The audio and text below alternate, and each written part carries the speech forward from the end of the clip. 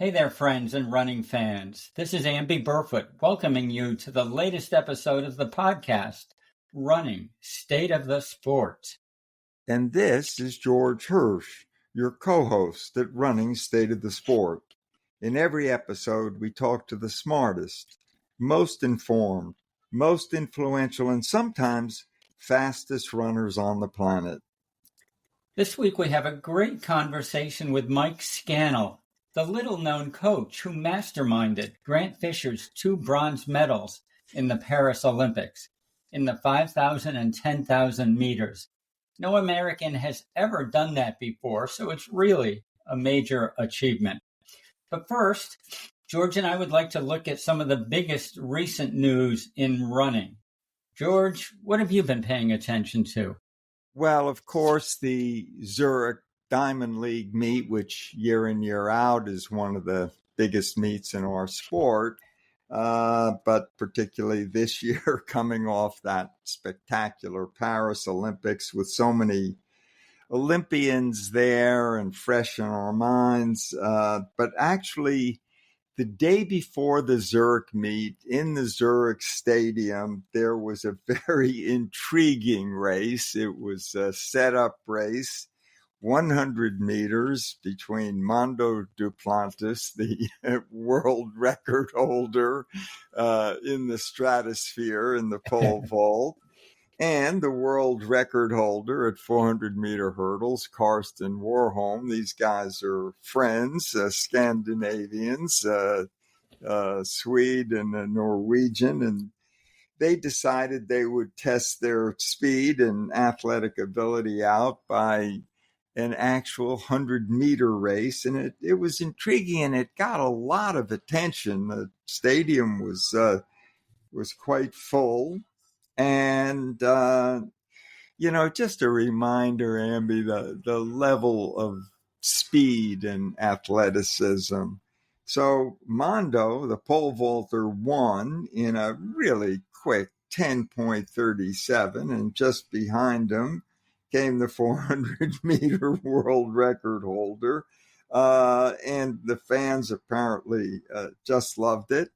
It was all good with one slight problem, and that is that Karsten Warholm tweaked the hamstring during the race, and sometimes this can happen when people get out of their own very specific disciplines. You and I remember a classic stage race many years ago between Donovan Bailey, the great 100-meter champion, and of course Michael Johnson, one of the great long sprinters in history, and they settled on an in-between distance of 150 meters, and Michael Johnson, after a huge amount of promotion, pulled up in that race and pulled a muscle. So these things can happen when people somehow get out of their normal training and competition cycles. But anyway, it was terribly exciting, and it was a great opener for the Zurich meet, which had some terrific races. Letsile Tebogo, this youngster who won the 200 meters in Paris, he did it again, but just on a bare lean in a very quick 19:55, beating Kenny Bednark. And Amby, you know how much I like the sprints, and so this was Sha'Carri Richardson getting even again, if you will, with Julian Alford, who beat her in the Paris 100-meter. And again, it was quick and gave the fans a lot to cheer about. But the real race of Zurich was the men's 1,500. And this time you had all of the players, the top 4 runners from Paris. They were all there. Jakob Ingebrigtsen, of course, Cole Hocker, who stole that race, and of course Josh Kerr. And the race in the end was a terrific race. It was fast. It was sub 3:30. The Pacers did their job. And Nuguse, the American, who, of course, had medaled in Paris and has been running so well, he outkicked Ingebrigtsen in the final step And I think he gave us all another reason to think that right now the men's 1500 may be the most competitive event anywhere in the world, with such a number of terrific runners, including a few more. Kessler from the United States, Timothy Chariot, guys who can come up and maybe win this on any given day. So a lot was going on there, Andy. And what have you seen lately? I've seen and heard enough from you just now, George, to know that neither one of us should go out there and do any 100-meter sprinting in the near future. I am certainly not planning to, because I'm healthy at present, and I'm very happy to stay that way. Well, Zurich was unbelievable. Ingebrigtsen said he had a slight fever or infection or something. I don't want to say he comes up with excuses now and again, because he always shows up in races, and you have to give him credit for that. It may not have been his best race, but boy, his race on August 25th was one of the great distance races of all time. Absolutely. That was when he broke the 3,000-meter world record by 3 seconds. He ran a 7:17:55, which is merely 3:54 mile pace for 7.5 laps, or 58.34 seconds per lap for 7.5. The old record had stood for nearly 28 years, held by Daniel Komen. Many people considered it the best distance record on the books. People wondered if it would ever be broken after all this time. Ingebrigtsen completely pulverized it, and in my mind at least, settled that if he's not absolutely the best 1,500-meter runner in the world right now, he's pretty darn tough at 3,000 and 5,000. Who knows how far he can keep going. To turn briefly to the roads, another race that happened a week ago was the USATF National Championship 20K in New Haven. That's been held there for a couple dozen years, I think now.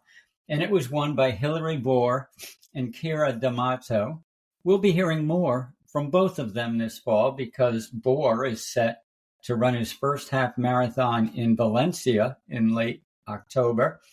And Kira D'Amato is going to the Chicago Marathon in the middle of October, where, of course, she'll try to bounce back from the disappointment of her DNF in the U.S. Marathon trials last February. And on a very sad and tragic note, I think we have to mention the death in domestic abuse, basically murdered by her partner in Kenya, the Ugandan Olympic marathon runner Rebecca Cheptegei. She was 33. She had ran the recent Paris Olympic Marathon, where she was 44th overall, and she had a PR of 2:22:47 in the marathon. So a great runner and a tragic loss to everyone in this sport. And so I think that's it, George. That's our view on the biggest recent running news. Now let's turn to Mike Scannell, this week's guest at Running State of the Sport. Mike recently returned from the Paris Olympics, where he served as coach to U.S. distance runner Grant Fisher. In Paris, Fisher won bronze medals in both the 5,000-meter and 10,000-meter races, which no American has ever done before. The medals were a little bit unexpected, at least I must admit. I was not expecting them. So that makes Mike Scannell kind of one of the world's hottest, most interesting coaches today.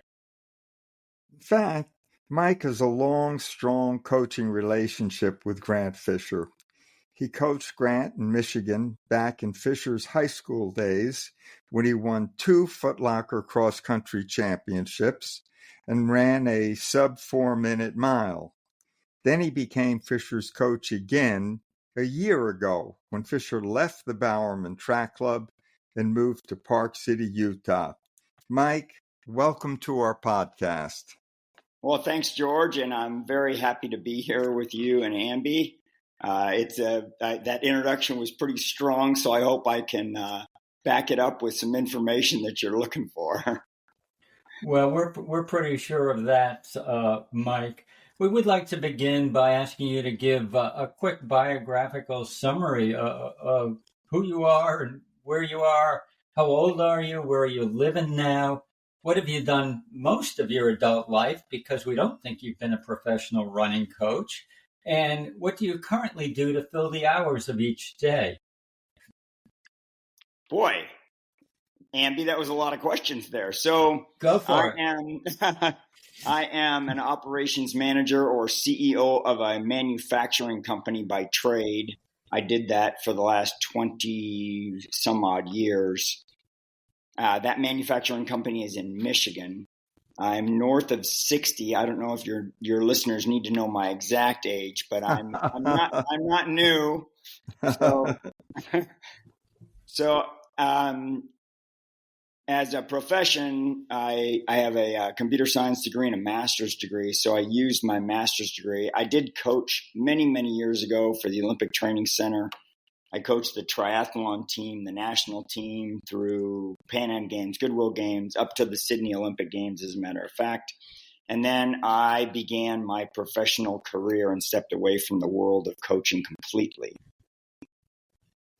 So, Mike, let's get right to the Olympics. And then later we can catch up on your full history with Grant Fisher and your training philosophy, which I know our listeners are really interested in.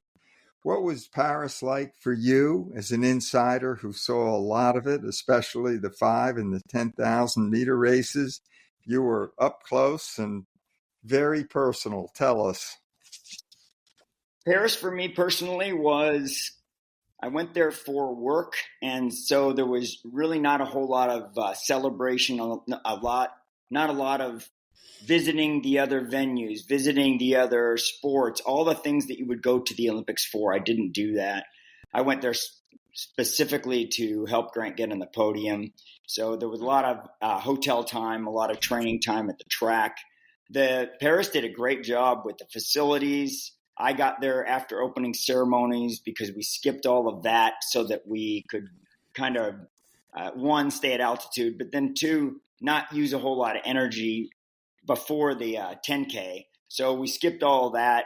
And so for Paris, for me, it was kind of like remote working. Go to work, come back to the hotel, eat, rest, get ready for the next day, go to work and come back.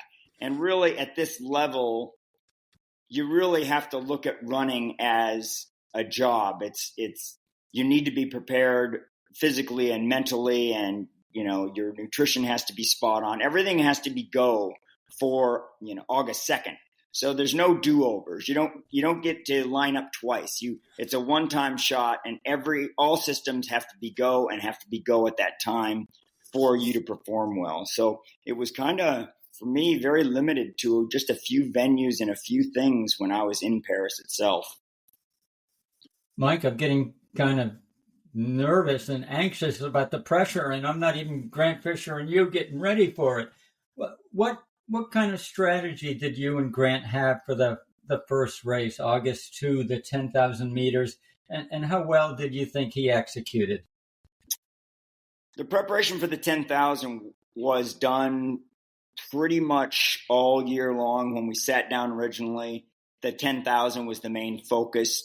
We knew if we could get him in a position that he didn't have to run very hard the first, let's say 9,000 or, almost the entire race. We wanted him to be very cruisy throughout that 10,000 so he could race at the end. That was our primary focus in the training. That did happen. The strategy for the 10,000 was he wanted to be on the podium. That's top 3. There's no 4th. There's no 5th.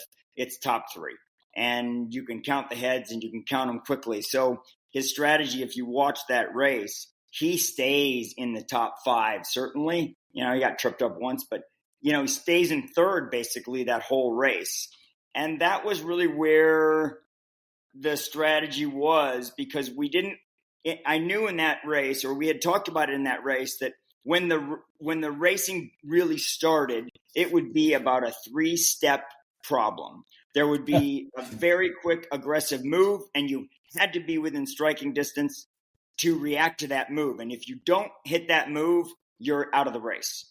And so we wanted to be in the top three. And Grant's eventual move was a little too early in that race because he ran out of gas before the finish line. But it was strategically in advance, planned well. And then Grant really is good at executing the things we talk about. We talk about it, we agree on it, and then he doesn't really change it unless it's, something happens in that race that isn't expected. But that race panned out as we expected it to.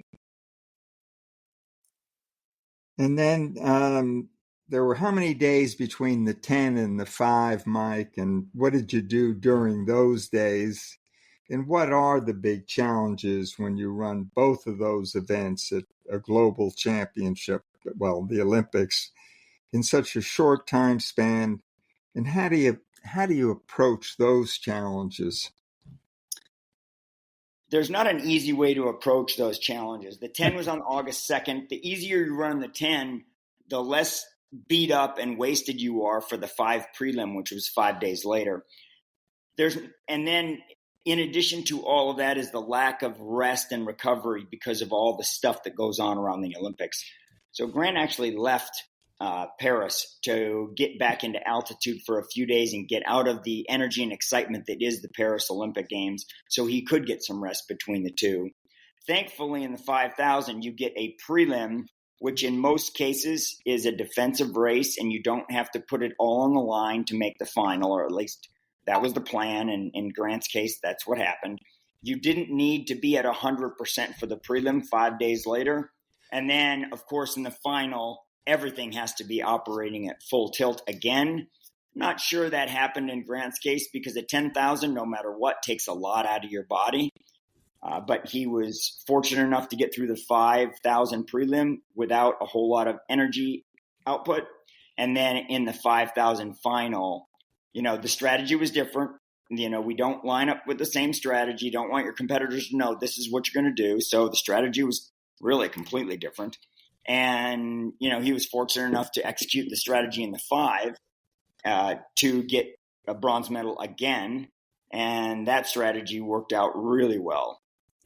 So that's interesting to hear. I wouldn't have expected that you had a completely different strategy in the 5,000 than the 10,000.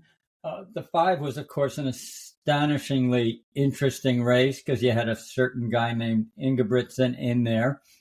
And a lot of action started happening with I don't know whether it was 800 meters to go or exactly where.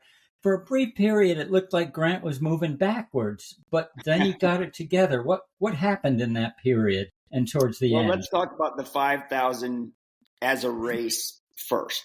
So Great. The 5,000 as a race, you've got Jakob Ingebrigtsen, who is, and I didn't talk to him after the 1,500. I did, I said hi to him, but I didn't really talk to him. But I figured he'd be really angry. So, I did too. You think? Yeah. Yeah, really, really angry. And an angry Ingebrigtsen is not a pleasant field, right? So, we really planned for the entire 5,000 to be an angry Ingebrigtsen race, which meant it was going to go fast throughout. Now, that did not pan out. I was very surprised at that. And then when he put the hammer down, it was about 1,000 out, actually. So it was slow. And I really expected somebody else that was in that field to push the pace earlier, because if you don't push the pace, you wind up kicking with 8 guys. Well, you don't want to take your chances with 8 guys with 200 to go. And so Jakob put the hammer down with 1,000 to go. And he came through, you're in his penultimate lap in 56, which I knew this is really hot. And then, Grant, I asked Grant later because of course I don't want to see Grant get dropped. The plan is never get dropped, just FYI. We don't line up and go, hey, by the way, just get dropped and let everybody think they're going to beat you. That is never my plan. So he gets dropped between the quarter to go and about the 200 to go. And it really was, those guys were just moving at such a rate of speed that he couldn't turn his legs over any faster. He told me that. He said, I was going flat out and they were running away from me. For him to give him an extra, 30 yards. He wasn't even in the camera view. I could see him, of course, and I was not comfortable with that, but there's nothing I can do about it. At that point, I was wondering, how will this close go? There's no doubt about it, but I also knew the close was going to be very short, 8 seconds, 9 seconds, 10 seconds. I knew he was going to just hammer for 10 seconds. That's all we concentrated on. Don't worry about anything else but 10 seconds.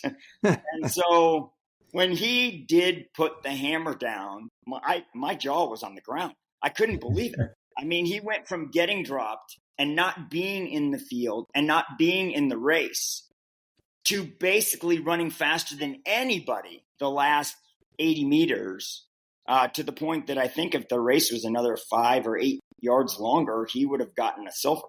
Yeah. It was an amazing finish. It was spectacular. Just incredible. So that was the difference in those two events as far as strategy goes. The 10,000, the move was about 120 to 130 out, something like that. And then he ran out of gas, as you saw. And then we moved that gear change and that final leg turnover change to the last 9 seconds, 8, whatever. And that was the difference between the strategies of those two races. And at this level, honestly, every single second matters. I mean, the 10,000 was contested for 25 laps, and they finished within a second and a half of each other. The 5,000 was contested over 12 and a half laps. They finished within a second or 2 seconds of each other. It's a game of very few seconds and really no margin for error. Mike, I don't know if you've ever considered a secondary career in stand-up comedy, but you do pretty well. You've got some pretty good lines you're dishing out there. You are describing astonishing races that we all saw, and when I'm reliving them with your words, I'm thinking, these damn events have become like 800-meter races. I mean, it's crazy what's going on in the last straightaway. Yeah, it is. Honestly, it is crazy. But we planned for that in the training cycle, especially the last 6. He does a 10-day block, a 10-day cycle. I don't know if you guys are familiar with that terminology, but every 10 days we tap every system of the race. And so in the last 6 cycles, 60 days, we tapped pretty much the aggressive and raw speed angle of the 5,000 and the 10,000. But really the 5,000, and only in that only in that section of the year did we tap that section of the race. So, Mike, tell us what you and Grant learned from the whole Paris experience, and is there some big looking ahead messages, and also reflect a little, if you will, on Grant's influence on the American performances that came after that 10,000 meters. He obviously injected huge energy into American distance runners at that moment. I'll tap the influence quickly first. The influence of any training cycle, Paris included. You, as a coach, I look at it and I say, what went right? And I like that. And I say, do I emphasize that? And what went wrong? There's 2 guys in front of you. So yeah, I'm kind of a greedy guy. So, we can do something a little different to climb the ladder.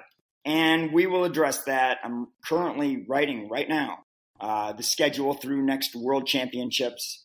And we'll sit down and I will give Grant my feedback on that cycle and on that, what happened through Paris and what changes I'm going to suggest so that we can climb the ladder. And so that will happen. That's the influence. As far as the overall global influence on track and field and or the next couple of races, I believe that, Yard's experience, and I believe that Cole Hawker's experience, and I was completely shocked by Kenneth Rook's. Everybody was. Goodness, yeah. But it is a race. And if you open your mind to allow success, just allow it to happen, then good things can happen. And I think Grant kind of paved that way, like, hey, he did that. And so if you pave that way and open that door, then maybe Cole Hawker says, hey, that door's open. And in Cole Hawker's case, two guys are solely focused on each other, or whatever the case may be. And the door is left wide open. Lane one is left wide open. Well, Cole Hawker says, I'll take that lane. Mm-hmm. And it just runs by both of them. It was great. I loved it. So I think in general, I love the fact that nobody expected, the pundits. The goal was for us, Grant and I, to get on the podium. But the pundits all said, it was a bad decision to change coaches. It was a bad decision to leave Bowerman. It was a bad decision to train on your – everything was bad. All the chips are stacked against you. But then when it happened, then people started saying, well, me too. I guess there's a Me Too movement on that. I'll take the Me Too movement on that.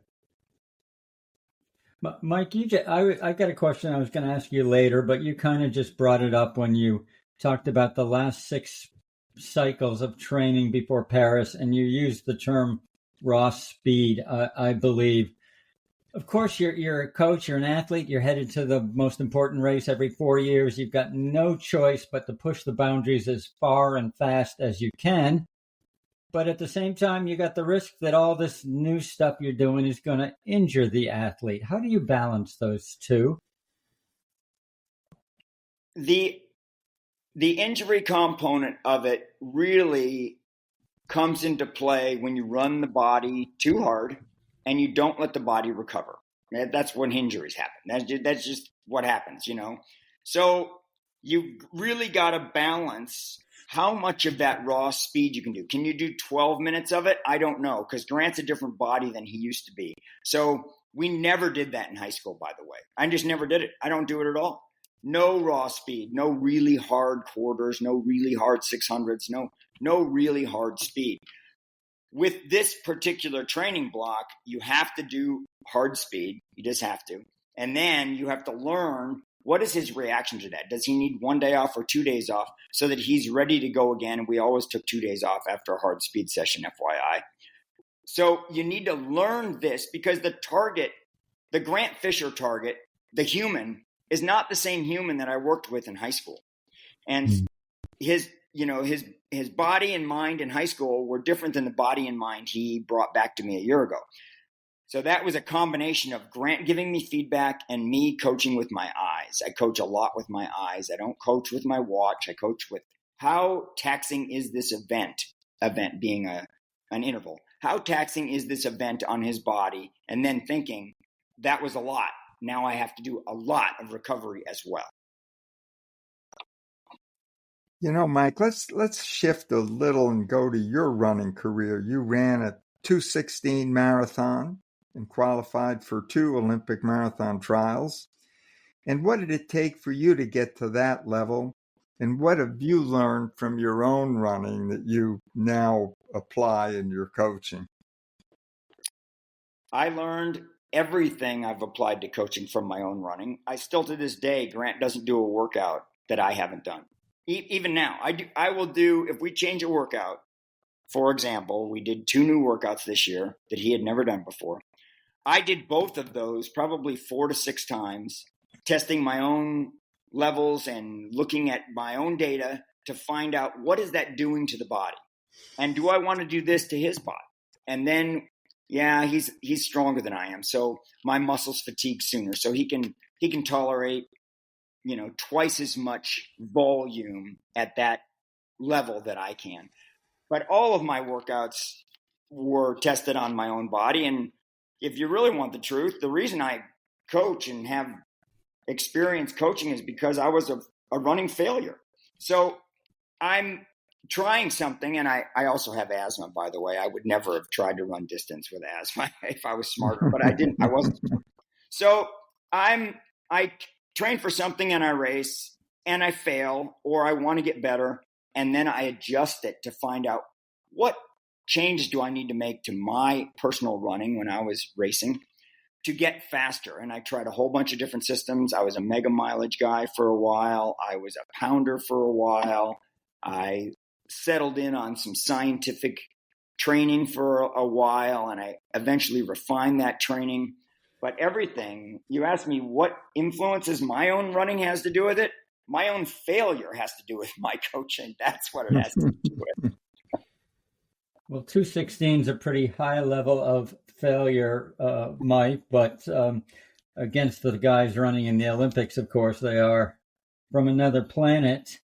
Yeah, there's an interesting story about how you became Grant's coach in the first place in Michigan when he was in high school, and I don't think it was through the school system. I think it was through the Fisher family. Can you tell us how that happened? Sure. I was doing road racing in Grand Blanc, Michigan, and I could still run under 15 minutes for 5K when I was 40 or 42 or whatever. I could still run 14:30 or 14:40. So I was jumping in races here and there, and a bunch of young kids, they were freshmen at the time, said, "Hey, will you help me run?" And I said, "Sure." So I took them on as freshmen. One of those kids that eventually set the state record, he ran 4:06 twice, won the Pan Am Juniors, and then I quit. And I was going to quit because I'm not a coach. I have a full-time job. I work every day. I work 10 hours a day. So I was working. I had hired Dan Fisher is Grant's dad. I had hired Dan Fisher to be the national sales manager for this company that I was working for. And as Grant was growing up, I had quit coaching these guys. They had graduated, so I wasn't really coaching. And Dan, in 8th grade, Dan said, you have to coach Grant. You realize you have to coach Grant. And I wasn't coaching anyone. I was like, no, I don't have to coach Grant. No. Mike, you're going to coach Grant. And so Grant was he's a good salesman. Yeah, exactly. He was actually a very good salesman. So I started coaching Grant in 8th grade, and he's doing the pole vault for his junior high. But we're doing workouts as running workouts, but he didn't want to race very often, or if at all, because once the coach found out he was doing running workouts, the junior high coaches run them in 10 events or whatever you're allowed to run them in. So he really didn't, let on that he was doing too much, but he was pole vaulting and running then by the end of his 8th grade year. And then by the time he was a freshman, he was really a soccer player, to be truthful. So he was a soccer player. And then Dan did tell me, you're going to coach Grant. I agreed to that. But then his freshman year, Dan said, you're going to make Grant quit soccer. And I said, no, I'm not going to agree to that. And I didn't make him quit, by the way. And then Grant's sophomore year, Dan said, no, you have to tell Grant to quit soccer. And I said, I'm not going to do that, Dan. And so I didn't. And then by the end of Grant's sophomore year, Grant had made the decision that he wanted to train full time. So then his junior and senior year, he just ran. And you're right, I was not the high school coach. We ran at 5:30 in the morning every day. And Grant met me at a private indoor 400-meter track, which was at the Genesis Athletic Club in Michigan. So we would meet there. And when I did take on Grant, though, I took on about 8 or 10 kids to help Grant run. So we had a group to train with, because I really don't like training athletes on their own. I like them to be in a group. So he was a pole vaulter, a soccer player. And was it easy to see that he had really big talent, Mike? And what else did he bring to the table? Grant brings 2 things to the table that I can take zero credit for. Number one, his mom was a 1,500-meter runner for University of Houston, so he's got her speed. And number 2, he's got his dad's mentality. His dad would run through a brick wall. He was just a total grinder in college. And his dad was a very good athlete, very good. But Grant brought along the mentality that his dad used in college, which was just, he could put himself through so much pain, his dad. And Grant has those 2 skills, and they're ingrained. And it's great. Grant is a much happier guy, and he's much more jovial than his dad. But, Dan, if you're listening to this podcast, it's true. Your son is much easier to be around. So, but he brought those 2 things from his parents, and that's great. I'm curious, Mike. I feel like that I've read that you were doing lactate testing with Grant way back in the early days. Is that true? And if so, what was the purpose? What did it serve? I'm a very scientifically based coach. So when I took on the group before Grant, the athlete's name was Omar Kadura. That's just the way I've trained all the time. So for me, it was part of training. Now, it wasn't well known, and Ingebrigtsen didn't make it worldwide popular, but at the time, that's how I trained bodies. The science behind training is not new to me. I stole it. It's not something I made up. And so I just applied that science in the most specific way to target those speeds and energy levels in the body is by lactate analysis. So I've always used that. You can use other things like heart rate monitors, for example, or O2 monitors, but you've got to know what you're doing with those devices. And lactate analyzers for me allowed me to also give direct feedback to high school kids that always want to run too hard. So I use that on myself. I use that with every athlete I've coached for 40 years. So, Mike, give us a brief overview of Grant's training back when he was in high school, winning Footlocker twice and running a 3:59 for the mile. Everybody always talks about everyone wants to talk about mileage, and I'm a low mileage coach. So Grant was about 55 in high school, even on race weeks. He might have gone down to 45, but total mileage wise, he was always about 55. He might have touched 60 a few times in high school, but not many. So he was a lower in my, what I see with other high school programs now, lower mileage guy. And then I believe strongly in just for high school kids, 4 basic disciplines. Once a week, you run long. Once a week, you run a tempo run. Once a week, you do a VO2 max run, which is 3 minutes of fast running and 2 minutes of jogging. I call that VO2 max. And once a week, you do hills. Now, I just named a lot of workouts in a 7-day period because you've got to run easy between those things. And so Tuesday tempo is standard for me, and we would run tempo in the morning and we'd run hills in the afternoon. Then we'd run VO2 max on Friday and we'd run long on Sunday. That was pretty much a standard week for Grant Fisher. And I do that. I don't do all of those things year round, but that's a pretty standard week overall. And then strides on top of that. But no, Grant Fisher ran 4 quarters in high school, 2 before the Adidas Dream Mile and 2 before another mile. Both of those quarters were done sub 60, and both of those quarters were done too fast, in my opinion. And so in both of those cases, we were lining up to do 4. In both of those 2 cases, I told them, the last one, fast one, I go fast one, last one. So if you run too fast, it's your last one. So you ran too fast, and I said, okay, you're done. Mike, my favorite kind of coach is a coach who hates making his athletes run quarters, because I grew up in the Ryan era and they all thought that we had to do 20 quarters in 60 seconds. And guess how many of us could do that? Exactly. Yeah. How many of you could walk 3 days later? That's the bigger question. That too. So jumping forward a little bit, after high school, of course, Grant does what every kid does. He goes off to a great college, Stanford, for 4 years, and then he's a talented athlete, so he gets a pro contract, and he runs for Nike and Bowerman Track Club for 4 years. And then suddenly he calls you up or messages you or whatever a year ago, basically, and says, Mike, I think I'd like to make a change and go back and work with you again. What were those conversations like, and what did you decide you were going to work on together? I had known when Grant got injured that he was looking around and talking to other coaches. And there were several that he talked to. Sure. And he wanted to make a change that would include other things in his training that weren't included at Bowerman. So I knew that process was going on, but I didn't want to influence the process. So if Grant wanted to land with Mike Smith, or Grant wanted to land with Pete Julian, or he wanted to land, I would have been fine with any of them, honestly.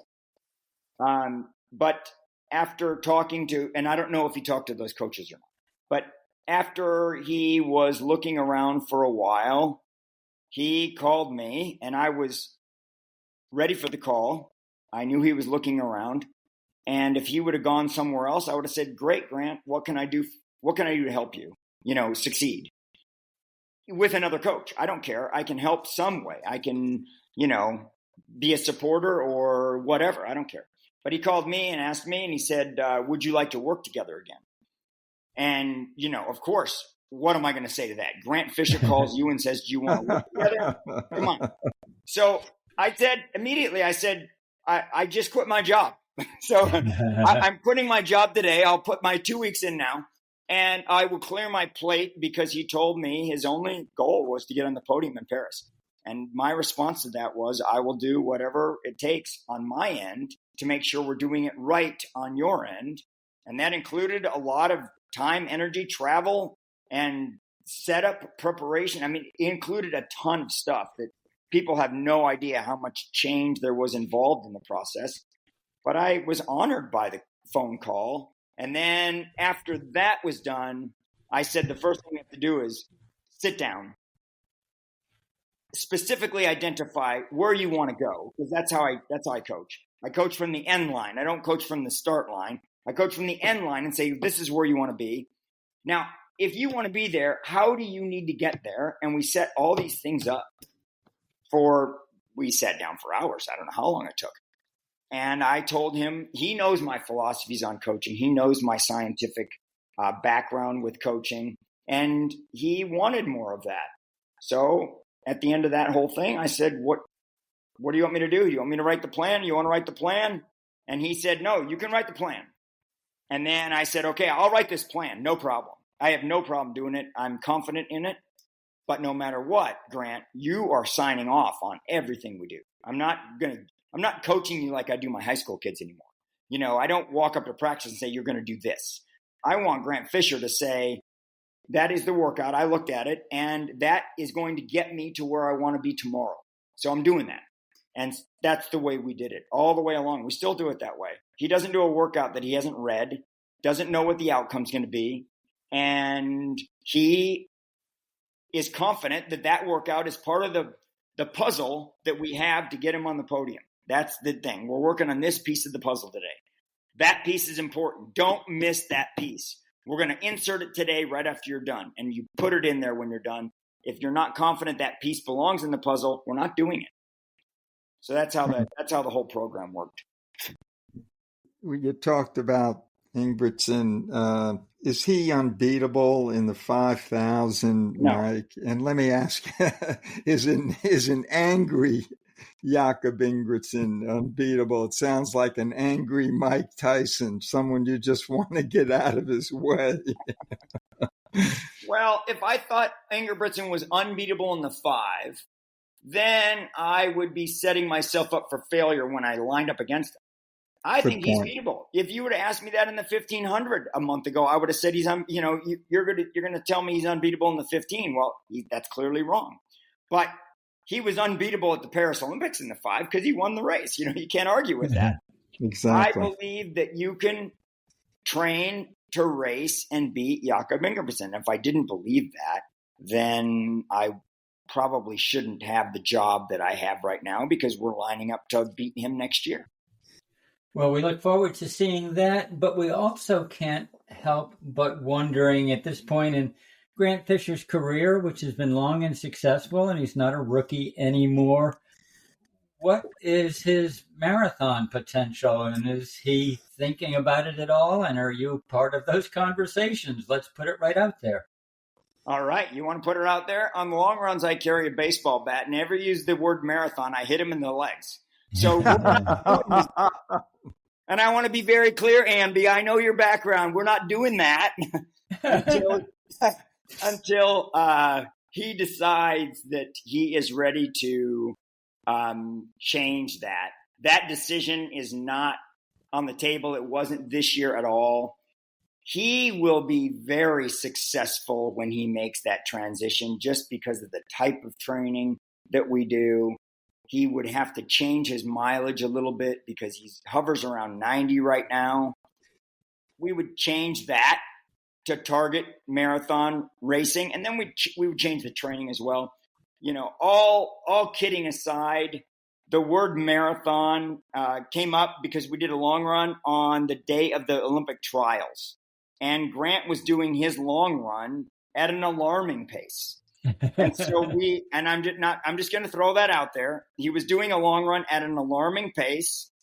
And we laughed about what that would yield at the trials. But for right now, Amby, I'm going to go with, we're not even going to broach that topic. And that's the last marathon question. That's the last you're going to use that word in this podcast. That's fair enough. We will not be the only ones asking the question, as you well know, but fair enough.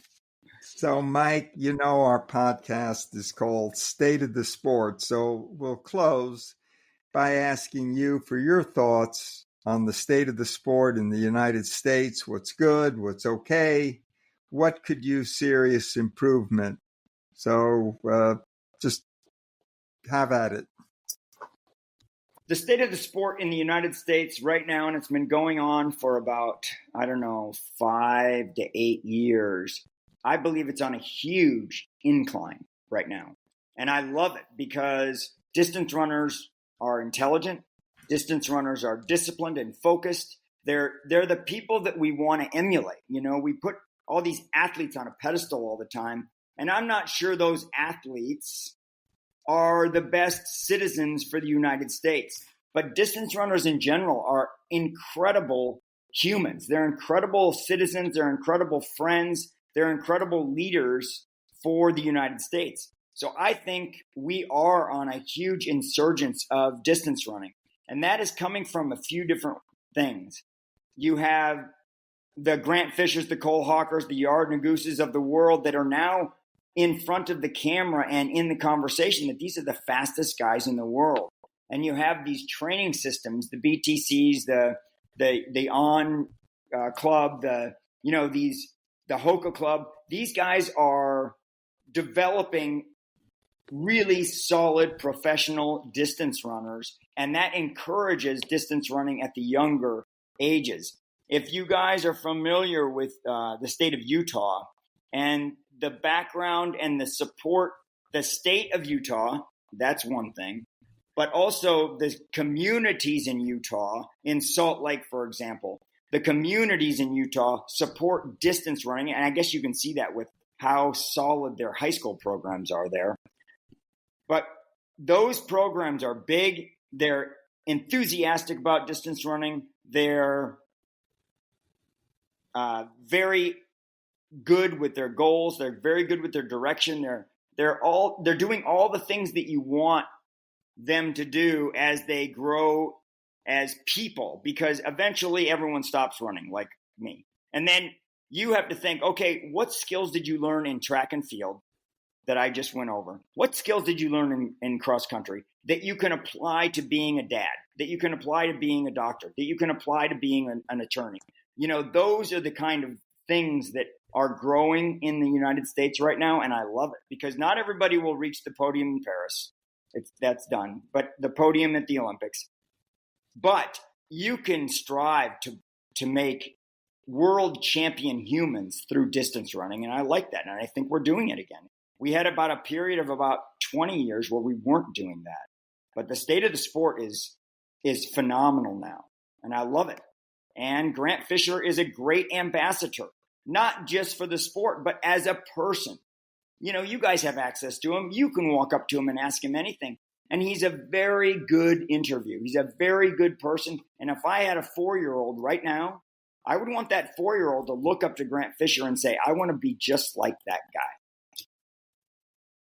Mike, that's wonderfully stated. It happens that we've interviewed half of the runners and coaches in Utah in the last 6 months, and we totally agree, except for Kenneth Rooks. I don't know how we missed him. Apparently, we didn't see him coming, but totally agree with you. The community and the support system they built there is just stupendous, and the more other places, the better.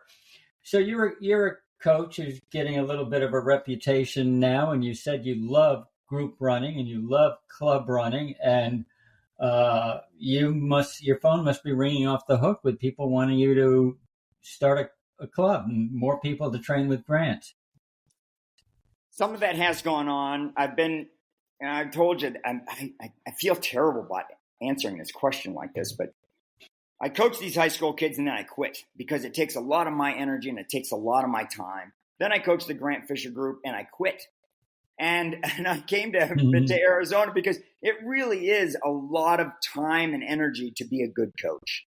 And then I coached at Brophy here in Phoenix, and I was just kind of a volunteer assistant there. We won the state meet a couple years ago, and now I've taken on another group of high school athletes.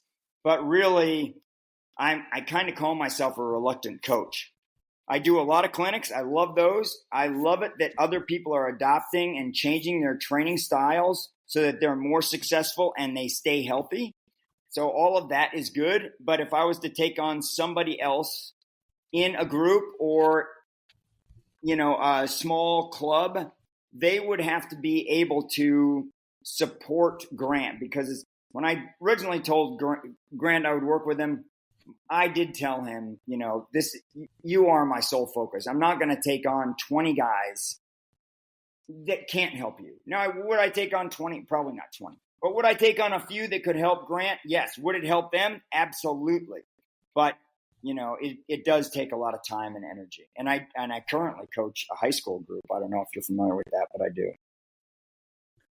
Well, no one's doubting, I hope, the amount of time and energy that it takes to be a successful coach. I will offline send you an email about my nephew, who's one of the best high school running coaches in the country, even though you and everyone else haven't heard about him.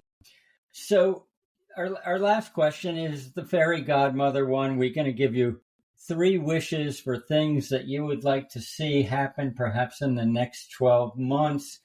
These could be well wishes for Grant Fisher, for other U.S. distance runners, for high school runners who in some cases need a lot of help, your own coaching opportunities. What would you like to have a good, happy wish come true?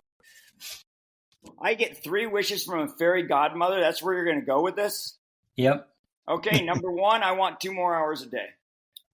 So if I got 2 more hours a day, and I'm not cutting back on my sleep, you two, I'm not doing that. So I get 2 more hours a day, I could take on another group of kids and I could influence that group. So I like the strong influence that you have as a coach, especially in the teen years, because those guys, they're like sponges and they need positive influences over what their brain vectors are doing, right? They're all negative all the time. Everything is negative on these kids. So I would like 2 more hours to have a greater influence and a greater impact on high school coaches or high school kids.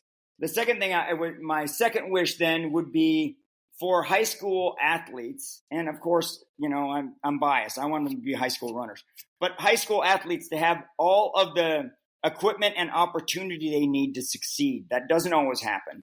That they don't always get the right rest. They don't always get the right nutrition. They don't always get the right equipment to allow them to succeed. So my second wish would be then for all high school athletes to have all of the gear and all of the opportunity they need to succeed themselves.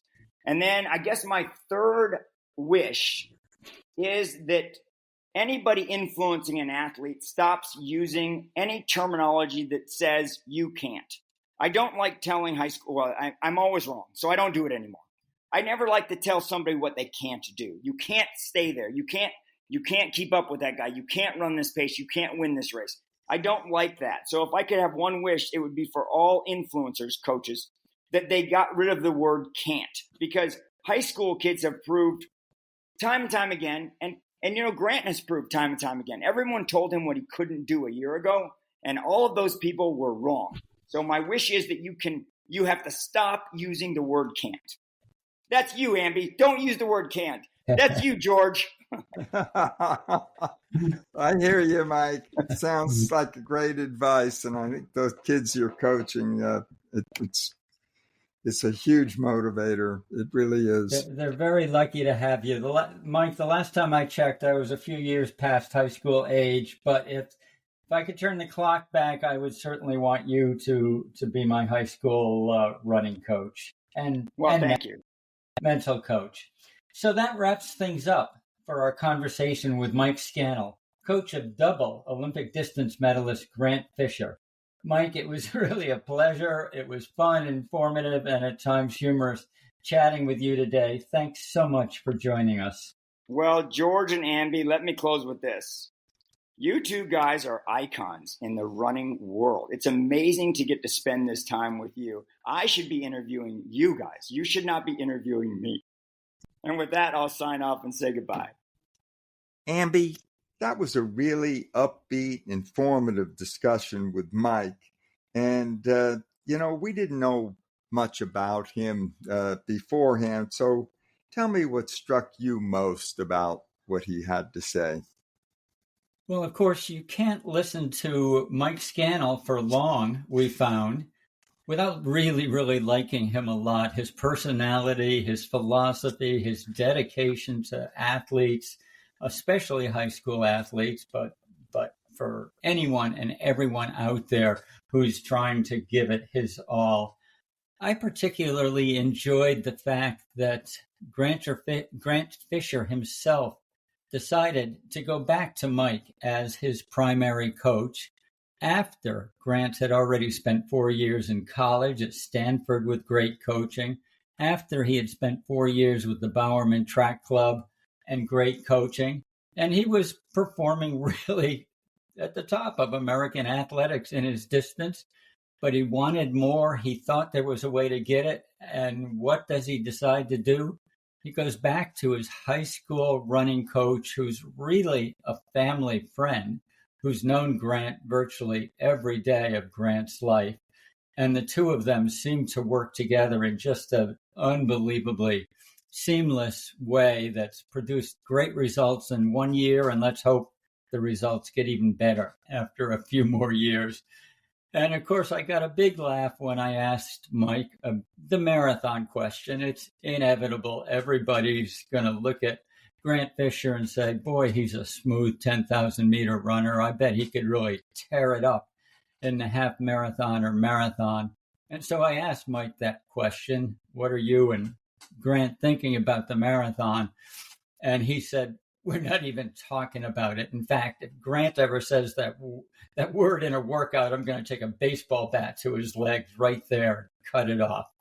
Well, he's not going to take a baseball bat to Grant Fisher's legs, but he's obviously very determined to keep Grant on the path that he's been on. And he also thinks that Grant can get better. And when we asked him if Jakob Ingebrigtsen was unbeatable in the 5,000, he said, absolutely no. I wouldn't be coaching if I thought Jakob Ingebrigtsen was unbeatable. I love that. I love that. He did say that an angry Ingebrigtsen, angry for having lost the 1,500 in Paris, leading, almost the whole way. He said an angry Ingebrigtsen is very, very difficult to beat. And I think there's a lot of truth in that. We know when he comes in with a chip on his shoulder after a down race. Oh my gosh, it's something. Yeah. So George, there was so much there with Mike. What you mentioned one thing. What else did you take home from that conversation? Well, I think what we all saw, Mike mentioned that Grant had really paved the way in his bronze medal winning 10,000 meter run, which really opened the running events at the Paris Olympics. It paved the way for those American performances, Cole Hocker, Yared Nuguse, Kenneth Rooks.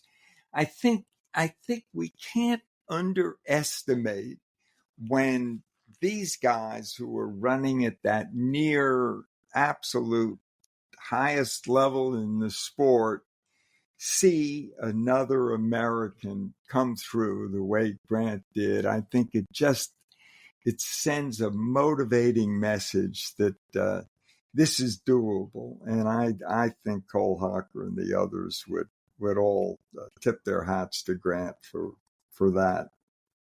I think you're totally right there, George. He really lit up the entire U.S. track team with that 10,000 meter performance. And so, friends, that's it for this week's episode of Running State of the Sport. We hope you enjoyed joining us as much as we enjoyed sharing the time with you. And we'll be back again soon with another podcast. Until then, please tell your friends about Running State of the Sport.